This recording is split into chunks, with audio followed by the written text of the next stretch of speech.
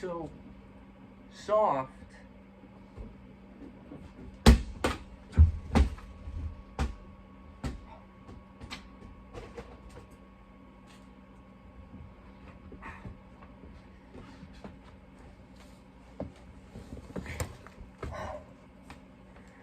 or hard.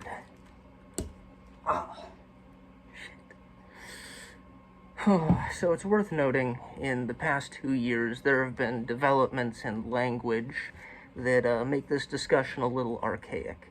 But I feel some of the points in the video are still applicable based on that fluid nature of language.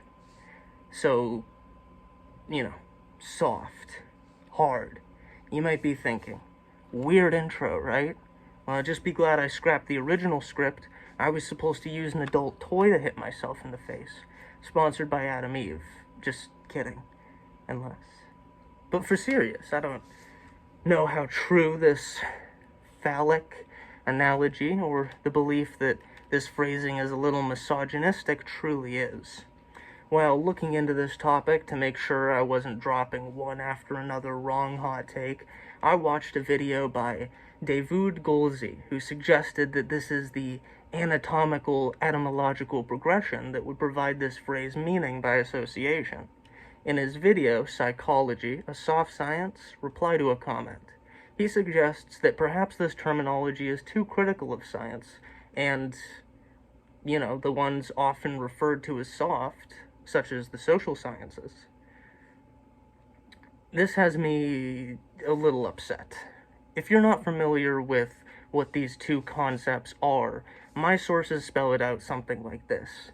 Sciences such as psychology, sociology, and anthropology were previously often referred to as soft sciences because of the difficulty with gathering and using definitive data with near 100% success rates, likely partly due to the chaotic nature of humans and weather patterns that I talk about in my paradox video. Apparently this term fell out of vogue because it was too difficult to interpret, but I just don't see it. I looked up the definition of soft, and the first couple sources are pretty straightforward. Now maybe it's just my affinity for wanting a metaphor to be fully adaptive, but I believe soft science isn't a dirty word the way some people approaching the social sciences believe it to be. It's not an insult, okay?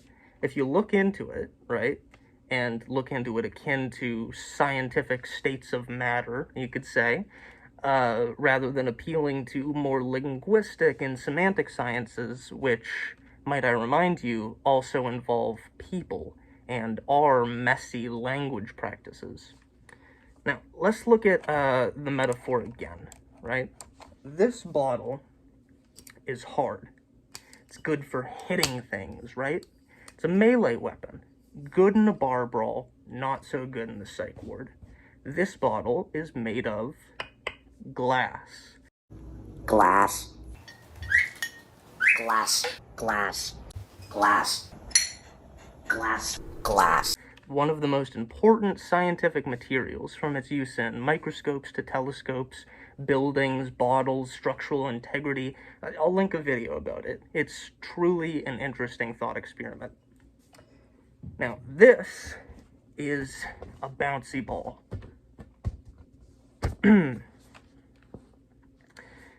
Now, the bouncy ball, as you'll notice, moves to accommodate these kinds of movement, right? But that's just a silly metaphor. What soft actually means is akin to malleable, not firm, easy to mold or shape with. It's one of those terms that's very versatile in and of itself. One of my more favorite streamers, Dr. K, who goes by Healthy Gamer GG on YouTube, with years of psychiatry experience, brought up how things like his profession often have trouble keeping up with the level of technological and social innovation, which is rich, coming from the guy who did Dr. Phil, but the right way, where you're generally helping people instead of exploiting them. Anyway, this is where we pick back up with the metaphor.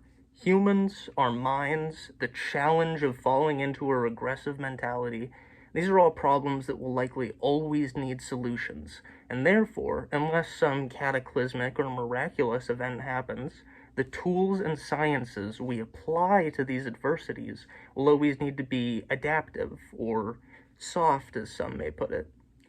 If I can spell out why the soft sciences are good with this easy, concise metaphor, it isn't a conflicting term, despite what your first-year psychology or linguistics teacher want you to think. However, I don't want to discredit anyone in this video, and would like to actually affirm the notion that this kind of language maybe gets used less for a reason, and therefore will get used by people that have learned to distrust science by using the secondary definitions that are ingrained in the language we're talking about.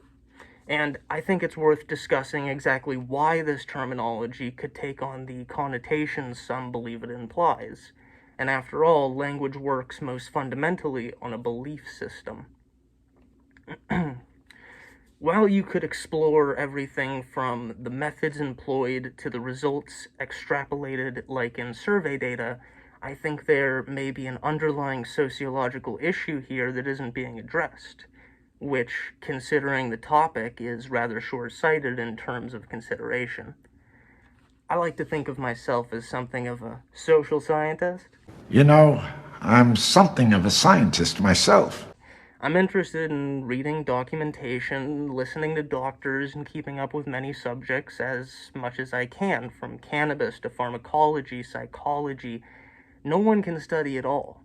We can all become very smart, but no matter how intelligent we are, there will always be someone who's able to con us because they learned certain trade languages we weren't privy to.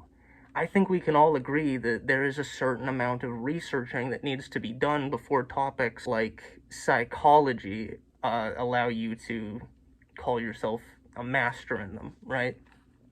Obviously, things like PhDs, bachelor degrees, and other fancy titles can be a form of hierarchy, but what makes psychology and mental health related topics so special to me is that many working in the field truly believe, and with some circumstantial evidence for credulity, the way to help mentally ill, or neurodivergent, if you want to be correct, people, is to teach them. Now, this results in Dunning-Kruger effect and all sorts of other shenanigans for a little while, and you could make facsimiles to One Flew Over the Cuckoo's Nest and other psych ward films that involve the lunatics running the asylum. It can be easy to perceive people's outspokenness and resources to do so as a bad thing, seeming as if the daily ADHD living channels and Autism Reacts, etc., may be prescribing vague advice and are participating in a science possibly beyond their means. But I would be remiss not to mention these people's amazing contribution to understanding these unique difficulties, not just clinically, but autonomously, as everyday consumers of media and information. In reality, it is my belief the master scheme of the social sciences is to divulge the most helpful and relevant knowledge on a subject so that people can make well-informed decisions pertaining to the most important areas of their lives. I know, pretty evil, right? And they plan to do this by making all of us care about each other and our feelings, making us capable of empathizing regardless of what we have been through. Honestly, dastardly stuff, guys. You know what? I think we should abolish the social sciences. In all honesty, though, it will always be our choice to discern which sources are and aren't credible, and what information we can extrapolate from a source, and that's sometimes a difficult process. But what all kinds of people can do is create awareness for their unique struggles, when people are willing to listen and understand. And it's part of you need to realize when people are amenable to new ideas. It's very important. Misinformation will always be alive and well. It's very human, but if you read between the lines, truth begins in lies. It's why we always use multiple sources. You can find some of mine in the description.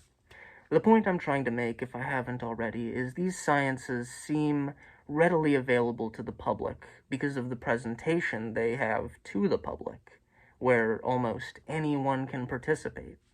Oftentimes, someone's credentials are easily falsifiable with little rigor, and I think this provides more of an opportunity not only for quacks and armchair psychologists and pseudo-intellectuals like myself to present their findings on things we're simply very passionate and interested in. Look, if anyone is at risk for having their ego or other problems of self dissuade them from truly engaging with a science to the best of their ability, it's going to be those with psychological problems, such as myself. And if there's any science people like me will be attracted to, it's psychology. I'm asking that people use the same kind of discerning that one would apply when looking at a geologist flat earther, or a climate change denying chemist. Scientific literacy is far more nuanced than those who have a degree or don't, and I wouldn't believe a science should be defined simply by those that speak its language, rather by those that speak it fluently with one another, and with the obvious intent of that body of study in mind. This is hard for a science with a consumer-grade product and its industrial-grade counterpart that isn't just some helpful advice my psychiatrist gave me one time. But I feel most people understand at this point if it's a heart surgeon saving 3 people with 3 surgeries, or an adolescent shooter's therapist talking him out of doing something irreversible minutes before it happens, that's a good example of a science using science to save lives.